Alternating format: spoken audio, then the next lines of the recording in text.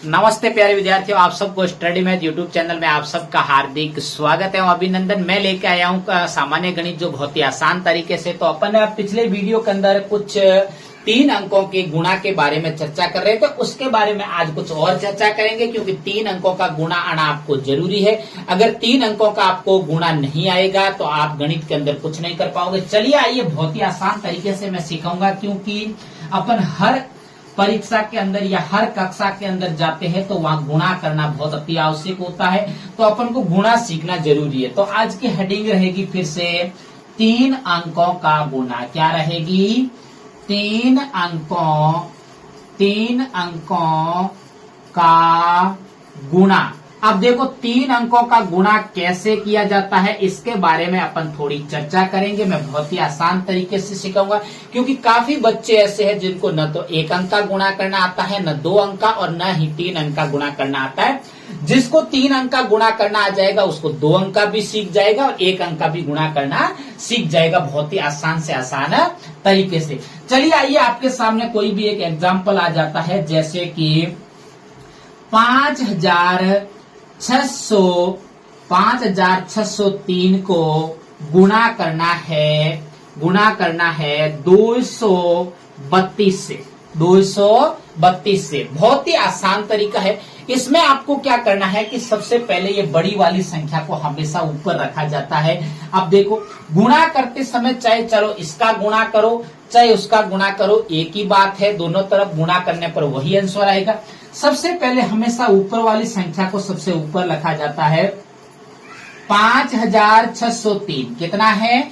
5603। उसके नीचे जस्ट ये पीछे वाली संख्या को पीछे से लिखना शुरू करते हैं कि 2 3 2, और फिर किसका निशान लगाना है? क्रॉस का चिन्ह लगाना है। किसका लगाना है? क्रॉस का चिन्ह लगाना है। अब देखिए, अब अपन को गुणा की शुरुआत करनी है और बहुत ही आसान से आसान तरीके से करना है, क्योंकि गुणा के बिना तो गणित अधूरी है। इस अधूरी गणित को पूरा करने के लिए गुणा तो भाई सीखना पड़ेगा। तो चलिए आइए, अपन गुणा की बहुत ही आसान तरीके से शुरुआत करते हैं कि सबसे पहले 1 अंक का गुणा कैसे करते हैं। वैसे इसको करेंगे कि मान लीजिए यहाँ पे 2 ही है, बाकी इसको भूल जाना है अभी आपके लिए।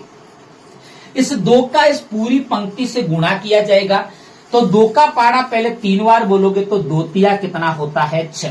कितना होता है? 6। फिर 2 का 0 से गुणा करोगे तो मैं कई बार बता चुका हूं कि 0 का किसी भी संख्या से गुणा करने पर आंसर क्या आएगा? 0। अब देखो, 2 का 0 से गुणा करने पर क्या आएगा? 0। 2 का फिर 6 से गुणा करना है तो 2 का पारा 6 बार बोलना है तो 2 छक्के 12 होता है। और 12 का यहाँ पे 2 डबल अंक आते ही आपको अगले वाले अंक पे आगे वाला अंक हासिल पे जाए। 12 में आगे 1 होता है और 1 अगले वाले अंक के ऊपर हासिल के रूप में जाएगा।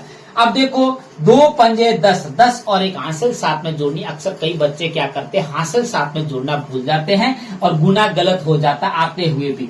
5 2 पंजे 10, 10 और 1 हासिल कितना होता है? 11। कितना होता है? 11। और आपको 11 का 11 लिख लेने। सर अभी आप कहोगे कि सर अभी आपने बताया कि डबल अंक आते हैं, हासिल लगती है, लेकिन लगती तो है, लेकिन अंतिम में नहीं लगेगी, क्योंकि आगे कोई अंक भी नहीं है। हासिल लगाए तो किसके ऊपर लगाए। चलिए, उसके बाद में अब 1 अंक का तो ये गुणा हो गया 1 अंक का। मान लीजिए अगर ये संख्या नहीं होती और इतनी केवल 2 से गुणा करना होता तो ये हो जाता पूरा अपना आंसर। लेकिन उसके बाद में अभी तक 3 और 2 से भी गुणा करना है। तो आपको अब देखो, दूसरे अंक का गुणा करने के लिए 3 से पहले आपको इकाई के अंक के नीचे क्रॉस का चिन्ह लगाना है। किसी भी हालत में ये हमेशा के लिए सेम बात चलेगी। अब देखिए, उसके बाद में वापस वही प्रक्रिया शुरू करनी। अब इस 2 को भूल जाना है। 3 का इस पूरी पंक्ति का गुणा करना है। अब 3 का 3 से गुणा करेंगे तो 3 तिया कितना होता है? 9।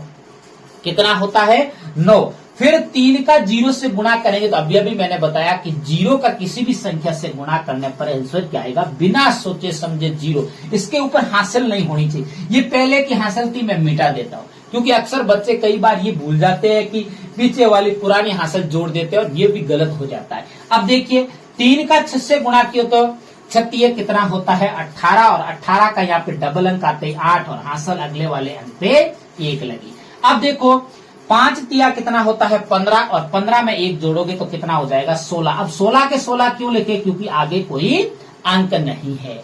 अब देखिए उसके बाद ये हो गया पूरा। अब ये भी मैं हासिल मिटा दूं।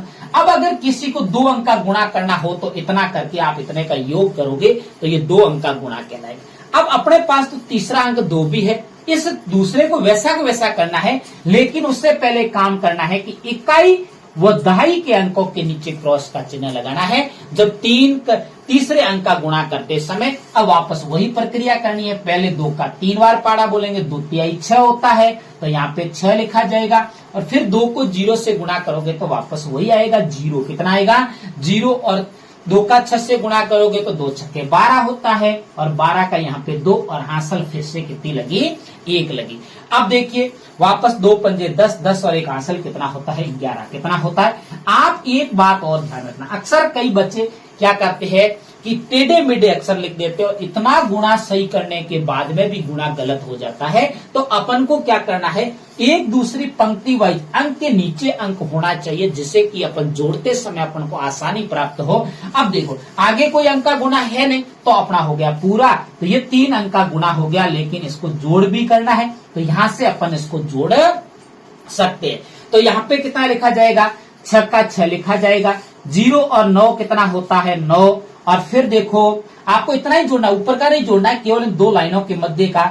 6 और 2 कितना होता है 8 होता है, और उसके बाद में 8 और 1 कितना होता है 9 होता है। देखो बहुत आसान है, लेकिन अपन को तरीका समझना है। केवल जिस बच्चे को तरीका समझ में आ गया वो तो कोई भी संख्या आ जाए उसके सामने चुटकियों में गुणा कर लेगा। अब देखिए 6 और 1 कितना होता है 7, 7 और 2 कितना होता है 9। कितना होता है 9, 1 और 1 कितना होता है 2, और 1 का 1 लिखा जाएगा। तो ये हो गया 3 अंकों का गुणा। मुझे उम्मीद है कि आपको बहुत अच्छे से समझ में आया है। अगर मेरे पढ़ाने का तरीका आपको अच्छा लगे तो मेरे चैनल को सब्सक्राइब करना और आगे अपने प्यारे प्यारे मित्रों को शेयर करते रहना। तब तक मेरे स्टडी मैथ यूट्यूब चैनल पर बने रहे। नमस्ते।